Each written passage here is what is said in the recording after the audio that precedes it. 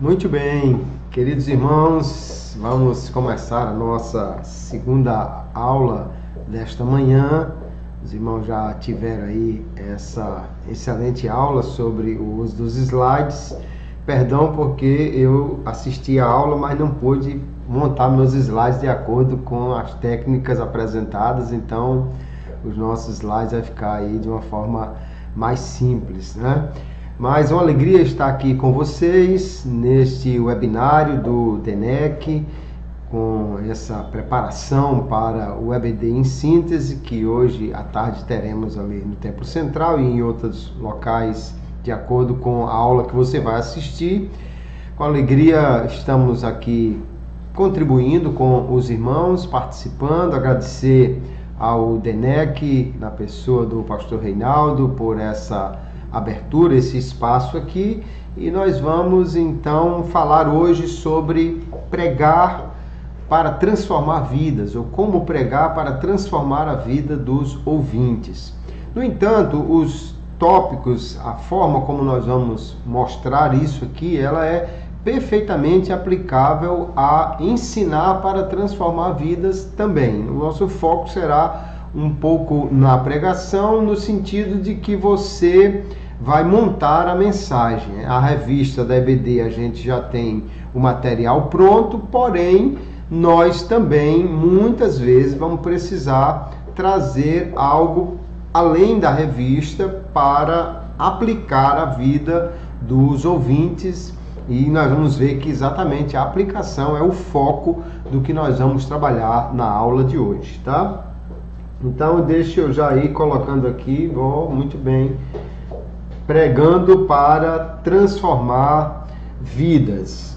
Quando nós vamos pregar a palavra de Deus, nós vemos então uma necessidade de nós trazermos essa palavra ao coração do ouvinte, para que ela possa de fato trazer o efeito que a palavra traz, mas de uma forma que o ouvinte perceba que aquilo fala com ele, toca no coração dele. Então a gente pode começar a ver que quando vamos montar um sermão, ou mesmo quando vamos montar uma aula para a escola dominical, mas falando de um sermão, nós temos aí 3 partes principais para esse sermão. A introdução, que é o momento que a gente chama a atenção, é o momento que a gente prepara a mente do ouvinte, é o momento que a gente desperta o interesse, e há muitas coisas que a gente pode colocar aqui nessa introdução. O nosso foco não vai ser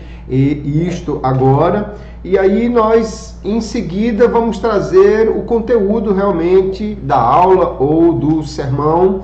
Quando falamos de sermão, nesse conteúdo nós temos 3 coisas principais para realizar. Primeiro, ler, ou seja, apresentar o que o texto diz. Não só ler os versículos, mas fazer com que o ouvinte possa realmente acompanhar e entender o que está sendo dito. Então, Jesus falou isso, mas ali tem uma palavra que não é muito do dia a dia das pessoas, ou tem uma expressão que é muito própria da Bíblia, ou aqui o querido Samuel já falou sobre os fariseus, os saduceus, quem são? Então eu preciso explicar, ou seja, fazer com que o texto seja entendido. A segunda parte é explicar o texto. Se ler responde à pergunta o que o texto diz, explicar responde à pergunta o que isso significa.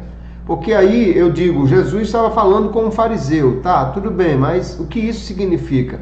Então o fariseu normalmente ali é apresentado como alguém que era ferrenho cumpridor da lei, mas que infelizmente também dava muito mais atenção à questão da aparência do que à questão da realidade, da verdade na sua forma de adorar a Deus, por exemplo.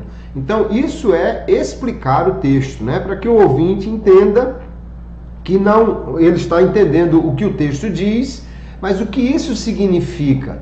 Isso é a parte importante de explicação para que ele possa realmente não só ver o que está sendo dito, mas o que isso realmente traz de implicações, de verdades.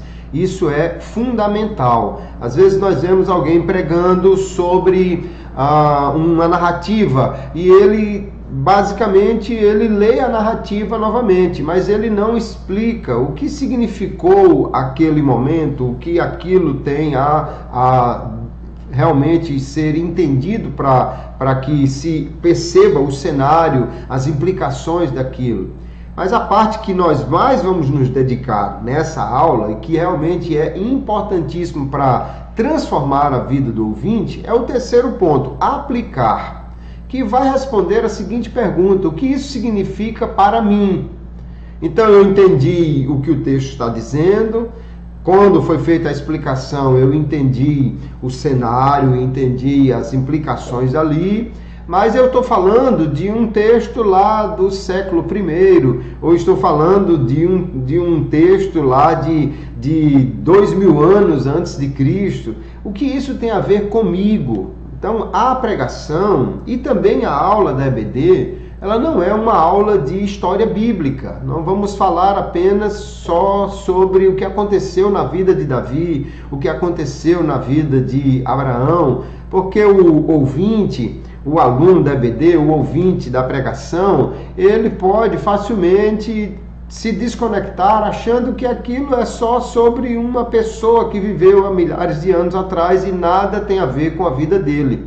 Então a mensagem realmente vai ter efeito e vai poder transformar a vida do ouvinte quando ele entende que aquilo está falando com ele, que aquela mensagem é para ele. E aí então é que vem a questão da aplicação. O que isso significa para mim? O que tem a ver com a minha vida? De que maneira isso pode ser aplicado à minha vida? Isso que realmente vai fazer a diferença na vida do ouvinte e impactar, transformar a sua vida.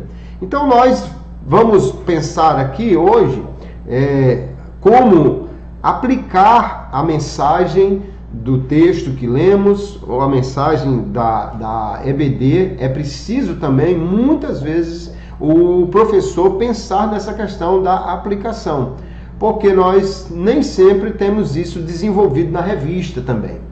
Não só quando montamos um sermão, que aí é você que vai fazer tudo, né? Você não tem o sermão pronto, mas mesmo quando temos um conteúdo como o da EBD, muitas vezes nós vamos precisar também pensar nessas questões de aplicações, especialmente as aplicações cristocêntricas, que nós vamos ver logo como fazer isso, tá? Então veja, como é que a mensagem vai transformar o ouvinte? Primeiro você tem a mensagem bíblica. O texto bíblico é a fonte da verdade, a revelação de Deus, é isso que vai impactar a vida do ouvinte. Porém, você tem que desenvolver também um propósito para o sermão.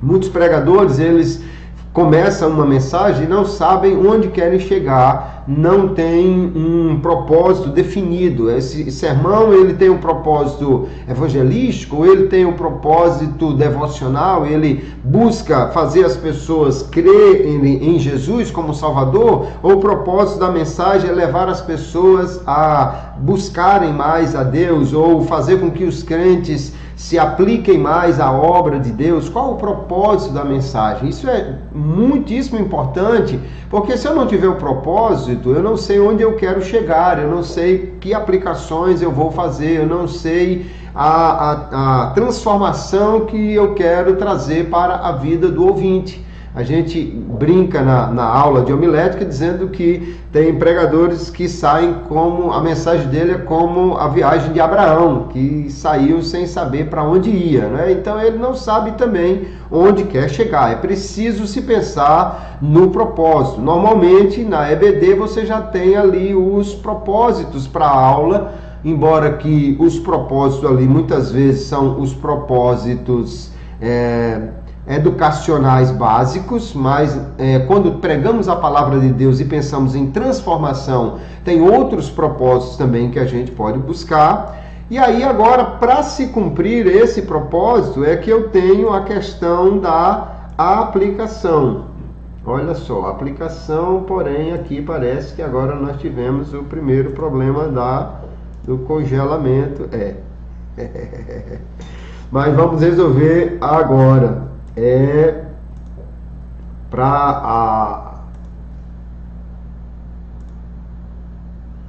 Isso, maravilha.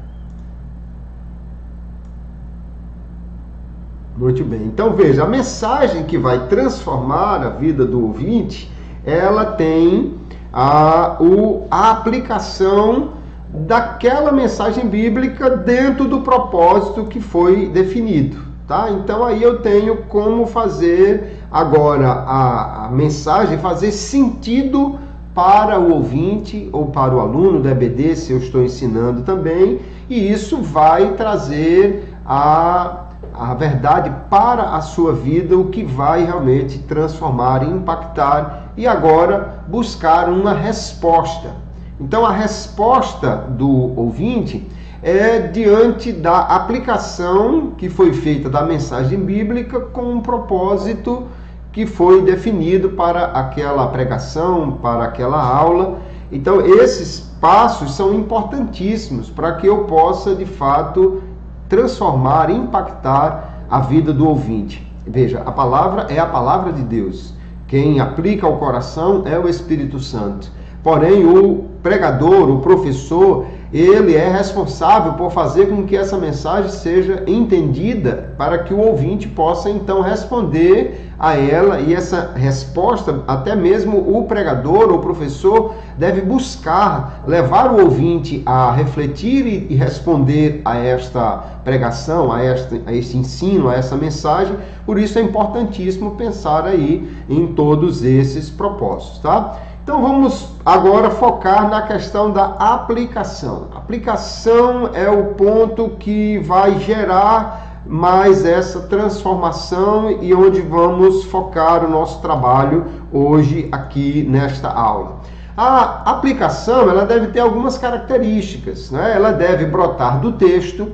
Então, às vezes eu vejo o pregador, parece que está simplesmente corrigindo os irmãos, falando de alguma coisa. Olha, porque agora eu senti aqui de falar isso, aquilo. Não, mas a aplicação, ela brota do texto. Se o texto está falando sobre perdão, é sobre isso que vamos falar. Se o texto está falando sobre salvação, se o texto está falando sobre santificação, é sobre isso que vamos falar. É porque a mensagem é o texto que dá e eu vou, portanto, aplicá-la. Ela deve ser feita sempre que possível. Eu explico um ponto e eu já aplico esse ponto e não deixar tudo para o final. Às vezes tem alguns pregadores que depois de explicar tudo ele diz, agora vamos a algumas aplicações, mas aí fica muito distante e às vezes a conexão já foi perdida com aquele ponto. A característica da aplicação é mostrar como a verdade bíblica se relaciona com a vida dos ouvintes, nós já vimos, mas também ela mostra o que deve ser feito. Não apenas eu dizer assim, olha, busque a Deus. Mas buscar a Deus é uma coisa que nem todo mundo entende como fazer. Então eu vou mostrar isso na hora de aplicar. Inclusive na revista da EBD tem ali uma verdade que eu quero aplicar, mas às vezes não está tão evidente para o ouvinte. Então eu vou dizer, reserve um tempo para orar todos os dias, leia a Bíblia, veja qual é o melhor horário que você pode ler a Bíblia. Se você não tem muito tempo, mas leia pelo menos 5 minutos, 10 minutos, leia. Eu vou dizer como ele deve fazer, tá entendendo? Não é só a questão de busque mais a Deus, viva para Deus, entregue a sua vida para Jesus. Ok, é um conceito muito interessante e necessário, mas como eu faço isso? Agora eu preciso explicar como isso deve ser feito. Faz parte da aplicação, mostrar como fazer e também persuadir a tomar uma decisão naquele momento. E uma coisa muitíssimo importante, queridos, além de tudo isso aqui, na aplicação, nós precisamos apontar para Cristo. A grande verdade das Escrituras é a vinda de Cristo ao mundo, é o plano redentor de Deus que realizou-se em Cristo. Se eu pregar muitas coisas interessantes, mas eu deixar Cristo de fora da mensagem, eu deixei de fora simplesmente o principal. É como você chegar no restaurante e pedir um filé com batata frita e comer só a batata frita e deixar o filé. Então não faz sentido. Você tem que apresentar aquilo que é o mais importante, que é Cristo. E muitas vezes, infelizmente, nós temos mensagens que falam muitas coisas, que levam o ouvinte a pensar em muitas coisas, mas que não apresentam Cristo, sua obra. Nós vamos ver que não apenas a obra de Cristo na cruz, mas Cristo como modelo e capacitador deve ser sempre algo que está presente na nossa pregação e, portanto, faz parte da aplicação da mensagem. Então, o que nós devemos aplicar? Aí tem algumas questões que nós podemos pensar sobre a aplicação. Opa, deixa eu ver se eu consigo. Não, tudo bem. Então, deixa como está. Eu ia me tirar da câmera aqui, mas deixa como está. Então, eu preciso perguntar: há um mandamento a ser cumprido? O texto diz, não matarás, o texto diz, ama teu próximo, então é o que deve ser aplicado. Às vezes não há um mandamento, mas há um ideal. Ele diz, por exemplo, buscar em primeiro lugar o reino de Deus, é um ideal. É melhor obedecer do que sacrificar. Então não é um mandamento exato que é mais fácil de ser aplicado, mas é um mandamento, ou seja, é um ideal a ser cumprido. E isso fica mais fácil de eu aplicar. Mas muitas vezes a mensagem que eu estou pregando é uma narrativa bíblica, por exemplo. E o que eu vou aplicar dessa narrativa bíblica? Então a grande pergunta a ser feita é: o que Deus está realizando nessa história? Há muitas narrativas na Bíblia, 40% do Antigo Testamento e boa parte do Novo Testamento são de narrativas. O que eu devo aplicar? Muitas vezes as pessoas focam no que as pessoas estão fazendo, os seres humanos estão fazendo. E aí fica aquela mensagem: seja como Abraão, seja forte como Sansão, seja inteligente como Salomão. E isso é uma questão que não é o foco da Bíblia. O foco da Bíblia não é sermos imitadores dessas pessoas. O foco da Bíblia é nós imitarmos a Cristo ou olharmos o que Deus está fazendo. Então a grande pergunta na narrativa é: o que Deus está fazendo? Deus livrou. Então é esse livramento que eu vou aplicar à vida dos ouvintes. Deus revelou-se, é isso que eu vou aplicar. Deus condenou um pecado, é isso que eu vou aplicar. Eu preciso olhar o que Deus está fazendo na história, mais do que as pessoas estão fazendo. E aí, em seguida, a pergunta é: como isso se relaciona com Cristo? Deus livrou os israelitas de morrer no Mar Vermelho, quando ele abriu o mar e fez o povo passar. Ok, como isso se relaciona com Cristo?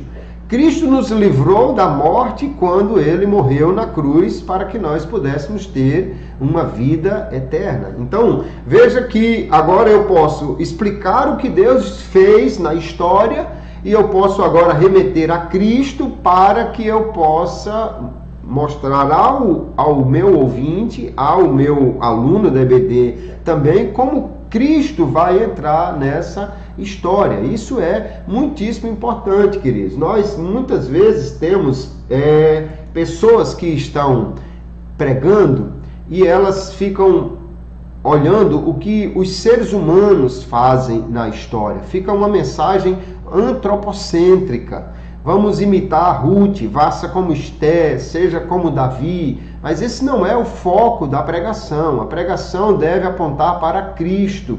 E o que Deus está fazendo ali na história vai ser relacionado com o que Deus faz em Cristo por nós. Não é só eu vou louvar a Deus como Miriam. Cante como Miriam, que louvou a Deus quando ela atravessou o Mar Vermelho. Ora, Miriam estava louvando a Deus porque Deus livrou-a da morte no mar. Agora, hoje eu tenho uma razão muito melhor de louvar a Deus, que é Porque Cristo me livrou da morte eterna. Então eu vou sim louvar a Deus, e aí pode pegar o seu tamborim para adorar a Deus, mas não por causa de Miriam, mas por causa do que Cristo fez por nós, que aí sim é uma razão muito mais apropriada para nós louvarmos a Deus. Então eu olho para o texto e vejo como Deus está trabalhando, como isso se relaciona com Cristo.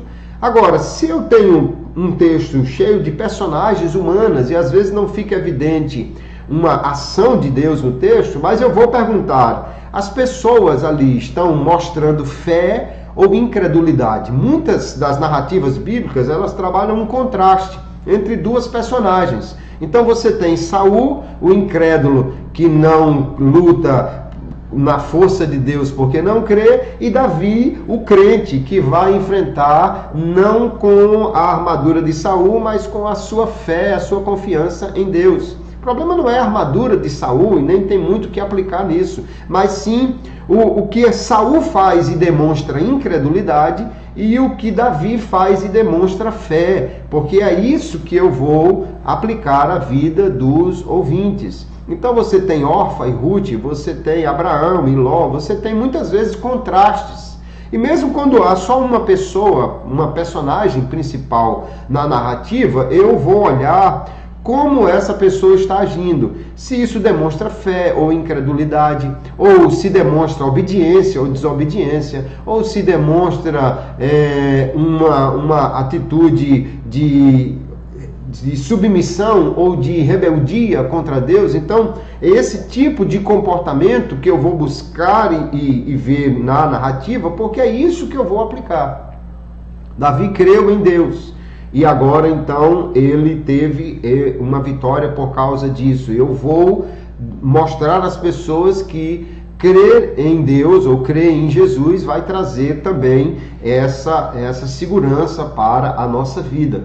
O que o texto fala, às vezes, da natureza de Deus ou do ministério de Cristo. Às vezes o texto está falando sobre Deus. Eu, o Senhor, não mudo. Deus diz lá em Malaquias capítulo 3. Deus é imutável, Deus não muda. E isso que implicações tem para a minha vida? Se Deus não muda e eu quero me aproximar de Deus, então quem tem que mudar sou eu. E aí eu começo a trazer essas implicações para a vida do meu ouvinte. O que o texto fala ainda sobre a condição humana que necessita do ministério de Cristo. Então, às vezes, o texto só fala da desobediência de alguém, da fraqueza de alguém, mas olhando essa fraqueza, eu posso ver como Cristo é aquele que vai trazer a solução para essa fraqueza. O homem é falho, é imperfeito, a história mostra ali alguém incapaz de obedecer, mas aí eu vou mostrar como Cristo é aquele que transforma essa realidade. Então, isso é que eu devo aplicar na vida das pessoas. Não apenas a história, não é? Nós muitas vezes vemos o pregador focar muito na questão da história, a questão de como ele vê a história acontecendo, ele está quase recontando aquela história, mas não há um foco ali no que Cristo está fazendo. Então, nós precisamos olhar para a mensagem e agora aplicar a vida do ouvinte. Uma pregação deve ser cristocêntrica. Como eu vou fazer isso? Olha os passos que nós precisamos fazer. Primeiro, entender a mensagem dentro do seu próprio contexto histórico-cultural. Então, a mensagem está dentro de um contexto que eu preciso compreender, dentro da história, dentro da cultura, dentro do contexto literário ali. Então, primeiro eu preciso entender aquela mensagem que o texto traz.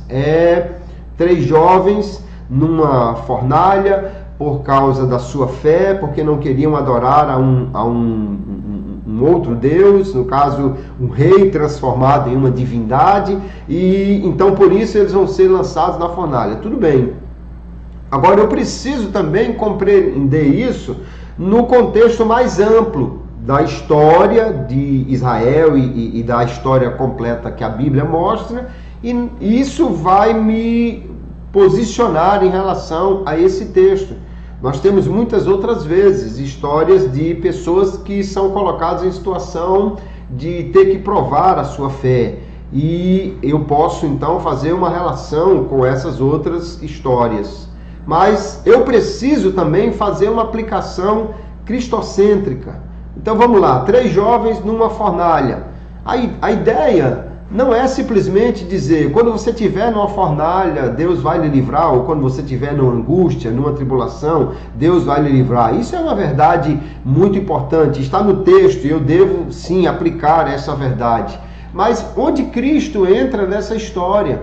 Porque aí, senão, eu vou ficar apenas com um conceito e parece que os 3 jovens é que são um modelo para a minha vida, a quem eu devo imitar, e na realidade Cristo é o modelo e Cristo é o centro da mensagem da Bíblia. Então, como fazer uma aplicação cristocêntrica? Ora, se Deus livrou, ainda mais nesse texto dos 3 jovens, né, capítulo 3 de Daniel, nós temos ali alguém que é um homem semelhante aos deuses. É muito fácil de você então fazer a ponte para Cristo. Mas não só a ideia que Cristo vai estar presente nas nossas dificuldades, nas nossas lutas e nos livrar disso. Mas eu olho para a cruz e vejo que Deus também tem o poder de jogar alguém numa fornalha. Não é só Nabucodonosor que tem o poder de lançar alguém numa fornalha. Deus também tem. Aliás, a fornalha de Deus é muito mais quente do que a de Nabucodonosor. É o inferno. E Jesus mesmo disse, temam a quem pode lançar a alma no inferno. Porém, Cristo entrou sozinho na fornalha de Deus, quando na cruz ele sofreu tudo que eu tinha que sofrer, para que eu não fosse lançado na fornalha de Deus, o inferno. Então, lá na fornalha com os 3 jovens, Deus ou Cristo esteve junto com eles. Mas, porque Cristo foi até a cruz sozinho, eu não precisarei mais e nem irei mais para a fornalha de Deus, que é o inferno. Aí veja como agora Cristo entra não somente como aquele que vai me ajudar nas tribulações da vida, mas como aquele que me livrou de toda essa fornalha. Então entender a passagem no seu contexto, compreender isso no contexto mais amplo da Bíblia e principalmente no contexto da redenção, da história da redenção, que é a grande mensagem da Bíblia. E agora eu vou aplicar isso então à vida do meu ouvinte, fazer com que as pessoas olhem para a cruz, fazer com que as pessoas creiam e confiem em Cristo, né? Isso é o mais importante. Então nós precisamos olhar para a mensagem e fazer essa aplicação apontando para Cristo, para que ela de fato possa transformar a mensagem, possa transformar a vida das pessoas. Porque não é Davi, não é Miriam, não é Abraão, não é Esté que pode transformar a vida das pessoas. Quem pode transformar as vidas das pessoas é Cristo. Então, se Cristo não estiver presente ali para transformar a vida das pessoas, a minha pregação vai ficar muito aquém da total verdade que a palavra de Deus tem. Vamos fazer aqui olhar um rápido exemplo de como um sermão ele pode ser apenas um sermão antropocêntrico, mostrando a vida das pessoas e dizendo às pessoas que façam alguma coisa, ou um sermão cristocêntrico, onde Cristo realmente está no centro ali. Se você está com a Bíblia aberta aí, você pode ler o texto de Provérbios, capítulo 16, o verso 32, mas já coloquei o texto aqui embaixo que diz: melhor é o longânimo do que o valente, e o que governa o seu espírito do que o que toma uma cidade.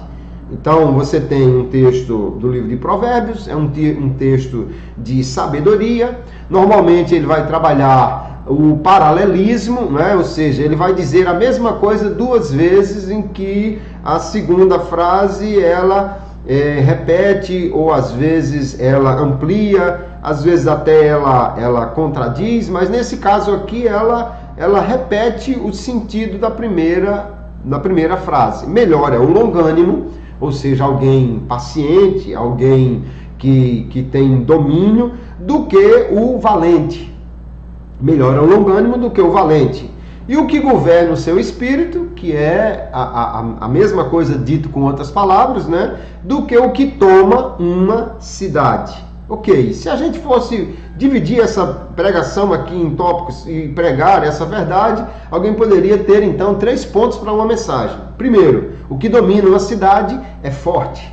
E aí, quando eu vou explicar isso, eu digo que dominar uma cidade também aqui pode ser no sentido não apenas do camarada lá na antiguidade, da pessoa na antiguidade que tomou de fato uma cidade, derrubou os seus muros, mas imagine alguém que se tornou o profissional mais conhecido da cidade, na sua área, ou alguém que se tornou uma pessoa importante naquela sociedade. Então, nesse sentido, ela dominou a cidade, tornou-se o profissional mais requisitado da sua área na cidade. Isso seria uma aplicação, né, desse princípio. Mas o ponto 2 diz, o que domina a si mesmo é mais forte. Então, melhor do que dominar a cidade, do que ser talvez o profissional mais requisitado, do que ser a pessoa mais importante, do que alcançar um cargo público importante naquela cidade, é você dominar a si mesmo. Porque de nada adianta você ser o profissional mais importante, mas ser uma pessoa desregrada, ser uma pessoa que não tem controle sobre seus atos, suas respostas emocionais. Então, o ponto final, e agora a aplicação da mensagem seria: seja um valente que domina a si mesmo. É melhor dominar a si mesmo do que dominar a cidade. E alguém poderia até, empolgado na pregação, dizer: olha, receba hoje de Deus força para ser um valente que domina a si mesmo. Receba de Deus agora a força para você ser esse valente que domina. Maravilha, isso não está errado. Porém, a grande pergunta a ser feita aqui, por isso que eu chamo de uma pregação antropocêntrica, é que nós estamos falando de homem para homem. Não houve aqui nenhuma ação divina, nenhuma intervenção divina. Parece que não há nenhuma necessidade de Deus para isso. Embora no final aqui o pregador pode apontar: olha, Jesus é quem vai te abençoar, te ajudar e tal. Mas veja que a mensagem se concentra no homem. E Cristo ficou de fora da mensagem. Mas como a gente poderia pregar essa mesma mensagem de uma forma, então, cristocêntrica? Eu posso resumir aqui no primeiro ponto a grande ideia do texto. Domínio próprio é melhor do que valentia, coragem, ousadia, é melhor do que tomar a cidade, é melhor do que a iniciativa, empreendedorismo de ser uma pessoa muito importante. Domínio próprio é melhor. Essa é a grande verdade que está no versículo aí. Porém, agora eu vou olhar para Cristo. E eu posso fazer isso de pelo menos 2 vezes. Eu coloquei tudo aqui, mas há 2 formas pelo menos de você olhar para Cristo aqui. Primeiro, Jesus é o nosso exemplo de domínio próprio. Jesus era alguém que nunca se deixou levar pelo que as pessoas lhe pressionavam. Jesus era alguém que nunca fugiu daquela missão de Deus para ele. E na realidade ele é o nosso grande exemplo. Ele disse: aprendei de mim que sou manso e humilde de coração, né? Mateus capítulo 11. O apóstolo Paulo, que também se coloca como modelo, mas ele diz: sede meus imitadores como eu sou de Cristo. Então Cristo na realidade é o modelo. Cristo é o nosso exemplo de domínio próprio. E o terceiro ponto é outro que eu posso ir direto para ele, e não abordar o segundo ponto, ou abordar os 4 pontos como está aqui. Mas eu também posso, então, em vez de apontar Cristo como o exemplo, primariamente eu posso apontar Cristo como a solução para a nossa falta de domínio. Domínio próprio é melhor do que ousadia. Ganhar a si mesmo, dominar o seu espírito é melhor do que dominar a cidade. Porém, nós, seres humanos caídos, não temos essa capacidade por nós mesmos de nos dominar, de não pecar, de não fazer algo que não agrada a Deus. Mas a cruz é a solução para a nossa falta de domínio. É o terceiro ponto aí, porque na cruz nós vamos ver Cristo morrendo por nós para que nós possamos ser novas criaturas pela fé nele. Então a cruz é a solução para a nossa falta de domínio. Jesus morreu para que nós possamos ter uma nova vida. E nessa nova vida nós temos então como vencer essa natureza decaída que temos. E o último ponto, os cristãos podem dominar-se pelo Espírito Santo. Aqueles que estão unidos a Cristo, agora são moradia do Espírito Santo e pelo fruto do Espírito, ou seja, pela transformação que o Espírito faz no nosso caráter, na nossa vida, nós podemos ter o domínio próprio. Então, agora, na minha fala final, na minha conclusão, seja da aula ou seja da pregação, eu vou dizer não apenas seja um valente, não há força suficiente em nós simplesmente para ser um valente, mas eu vou dizer, você precisa ter Cristo como que domina a sua vida e o seu coração, para que você possa ter esse domínio próprio, ou é pelo Espírito, se você já é crente, é pelo Espírito Santo que nós temos esse domínio. Então nós precisamos deixar que o Espírito gere o fruto em nós. E como fazemos isso? Enchendo-nos do Espírito. Aí eu tenho textos que eu posso mostrar ao ouvinte como ele vai buscar mais a Deus, ou deixar que o Espírito Santo domine sobre a sua vida. Então veja a diferença de uma pregação antropocêntrica, que eu estou focando apenas no homem.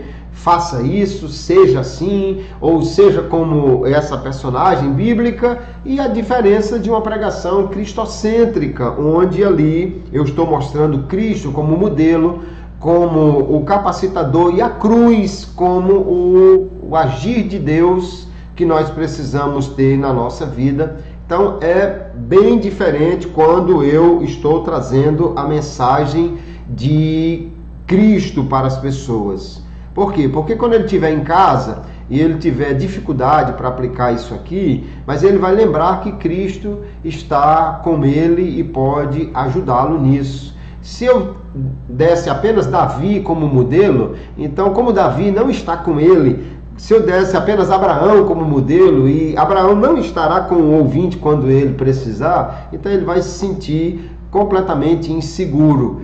Ele pode dizer simplesmente, não, Abraão é que fez isso, Davi é que viveu assim, mas eu não consigo. Mas se ele tem a ideia clara que Cristo morreu para que ele pudesse ter isso, e o Espírito é quem o capacita, então ele pode sim aplicar isso à sua vida e viver desta maneira para a glória de Deus. Então aí está a diferença entre uma mensagem antropocêntrica e uma mensagem cristocêntrica. Não é simplesmente falar sobre o que a personagem bíblica fez, é falar sobre o que Deus em Cristo faz por nós. Então eu posso olhar, por exemplo, para a história de Ana. Ana orou, Ana chorou e Deus lhe abriu a madre. Ok, mas eu não posso simplesmente dizer às pessoas, chore, clame e Deus vai também resolver o seu problema. Porque as pessoas, de uma forma em geral, vivem numa condição decaída. Mas eu posso olhar que se o problema de Ana era a infertilidade, o problema maior que havia naquele tempo era a infertilidade espiritual de Israel. E no exemplo de Ana, de buscar a Deus com fé e Deus resolveu o seu problema de infertilidade, também está o modelo para Israel naquela época buscar a Deus e sair da infertilidade espiritual que era gerada pelo pecado. E aí eu posso dizer que, assim como Ana teve a sua infertilidade resolvida com aquele filho, Deus também resolveu a nossa infertilidade com um filho, não o nosso, mas o dele, que ele mandou para morrer por nós, e agora toda a infertilidade espiritual gerada pelo pecado pode ser tirada.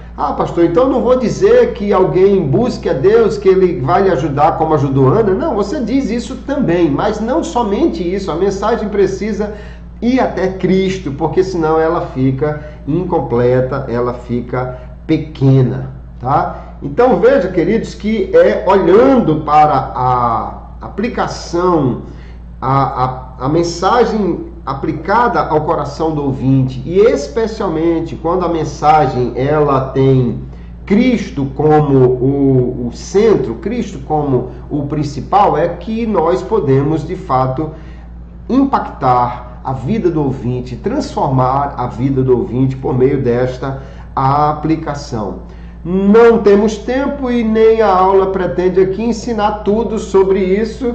Na verdade, se você quiser conhecer mais sobre outros e outros elementos que a pregação precisa ter, você depois entre em contato comigo e eu lhe falo sobre a minha mentoria para pregadores, onde você pode aprender muito mais além da aplicação da pregação. Mas veja um exemplo prático aqui. Opa, parece que nós tivemos o mesmo problema. Chega meu assessor oculto. Mas veja que nós vamos olhar para o texto de Daniel, capítulo 4, tá? Um texto bastante conhecido, o sonho do rei Nabucodonosor. E Daniel, capítulo 4, isso, nós vamos ver como fazer uma aplicação desse texto aqui. Olhe como nós temos, no começo do texto, Deus manda um aviso ao orgulhoso. O rei tem um sonho e Deus está alertando ele sobre o orgulho que ele teria. E eu posso já olhar para Cristo e dizer que Cristo também alertou sobre o perigo do orgulho em diversos textos. O orgulho é algo terrível e há muitos textos que mostram que aquele que se orgulha será humilhado, aquele que se exalta será humilhado. No segundo ponto do texto lá, o orgulhoso foi humilhado. E depois, quando ele se humilhou, ele foi exaltado. Então mostra clara a aplicação daquilo que Cristo também ensinou. Deus humilhou o rei e o exaltou quando ele reconhece o poder divino. E aí eu posso também olhar como Jesus atendeu aqueles que se humilharam e mostrar ao ouvinte que ele pode também ter a bênção de Deus quando ele se humilha. E eu encerro dizendo: Jesus é o nosso exemplo de humildade. Paulo diz que nós devemos ter o mesmo sentimento que havia no Senhor. E aí eu tenho uma diferença, olha. Um rei olhou para a sua criação, Nabucodonosor, e se exaltou. Em Filipenses 2 eu tenho um rei que olhou para a sua criação e se humilhou. Um rei, Jesus, que vendo o homem na sua queda, ele então vai descer, se humilhar, tirar de si mesmo para que pudesse vir à terra e então morrer pelos homens. E é nessa humilhação de Cristo que nós temos a vitória. E se nós então agora seguirmos o exemplo de Jesus, a mesma mão que humilhou e exaltou Nabucodonosor é a mesma mão que exaltou a Cristo, porque ele se humilhou, e também exaltará todo aquele que se humilhar. E aí então veja que Cristo é o centro dessa história e não o rei orgulhoso Nabucodonosor. E eu não trago uma mensagem negativa apenas, não seja orgulhoso como Nabucodonosor, mas eu trago uma mensagem positiva. Cristo é o exemplo de humildade que eu devo seguir, diferentemente de Nabucodonosor. Então veja que há muitas formas de nós pensarmos em aplicação da mensagem do texto, mas todas elas devem convergir para Cristo, porque é isso que vai aplicando a vida do ouvinte, transformar, impactar, fazer com que ele realmente possa trazer a verdade bíblica ao coração e mudar a sua vida, mudar a sua história. É imprescindível que a gente busque aplicação cristocêntrica, não só na mensagem, queridos, mas também quando nós estamos falando de aula da EBD. Nós tivemos agora um trimestre falando sobre um texto muito rico, porém um texto muito complexo do profeta Ezequiel.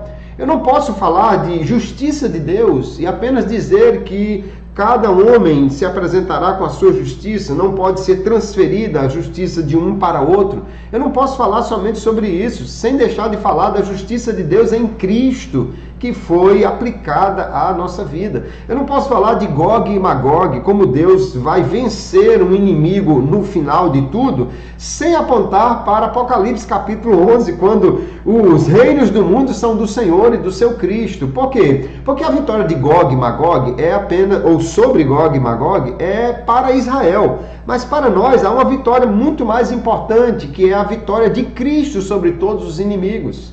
A justiça que Deus falou sobre em Ezequiel é algo que o povo precisava entender, que a justiça dos pais não passaria para os filhos e por aí vai, mas a justiça de Cristo foi transferida para nós quando nós cremos nele. Então veja que a aula se torna realmente muito mais rica, impactante também, quando eu faço a aplicação levando até Cristo, porque Cristo é que de fato pode transformar a vida das pessoas. E assim nós vemos uma mensagem transformadora quando o que há no texto bíblico é aplicado à vida dos ouvintes. Eu vou passar já a caminhar para o final da aula aqui. E 3 verdades eu quero destacar para que nós possamos então pensar sobre tudo isso que nós vimos. Primeiro, o Evangelho é transformador de vidas. Eu não posso pregar algo que não seja o Evangelho, algo que não seja a mensagem de Cristo. Se você olha Cristo naquela aula extraordinária, se eu pudesse voltar no tempo, um dos momentos que eu queria ir era lá na estrada de Emaús e ficar lá junto dos 2 discípulos, ouvindo a aula de Jesus, mostrando como em Moisés e nos profetas, tudo falava acerca dele. Aquela foi a maior aula de aplicação cristocêntrica que já tivemos. Mas o Evangelho é transformador de vidas. Não podemos pregar apenas a história de Davi, nem a história de Abraão, nem também a mensagem de Paulo aos Coríntios. Nós precisamos pregar Cristo. Cristo é a grande verdade de Deus para nós, e é isso que transforma vidas. Seja não só como Cristo o Salvador, mas como Cristo o modelo, como Cristo o capacitador para nós vivermos assim.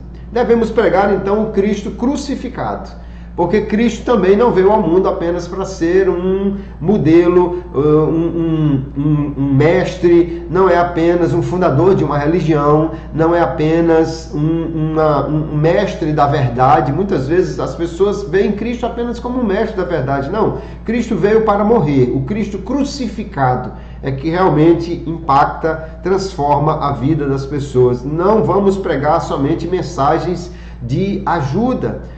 Deus vai te ajudar, você vai sair daqui mais forte, receba graça de Deus para ser obediente como essa personagem. Deus vai te dar hoje paz como Ele deu ao coração dessa personagem bíblica. Não é apenas isso, é muito mais do que isso. Deus oferece realmente paz e vida e solução e cura, mas tudo isso vem até nós por causa de Cristo, por meio da cruz. E isso é a verdade mais importante, porque se eu apresentar Cristo apenas como quem cura corpos ou almas, e não falar da morte de Cristo para livrar o homem da morte eterna, então eu na realidade estou trazendo uma mensagem que é muito menor do que a mensagem realmente da Bíblia.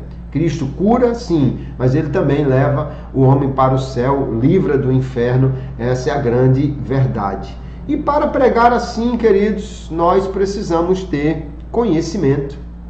Então, invista na sua formação como pregador. Alguém acha que pregar é simplesmente abrir a Bíblia e começar a falar, mas pregar para transformar, para impactar, para alcançar vidas, requer conhecimento, não só conhecimento da Bíblia, da história, da cultura, mas também conhecimento de o que fazer quando nós vamos pregar, como montar uma palavra.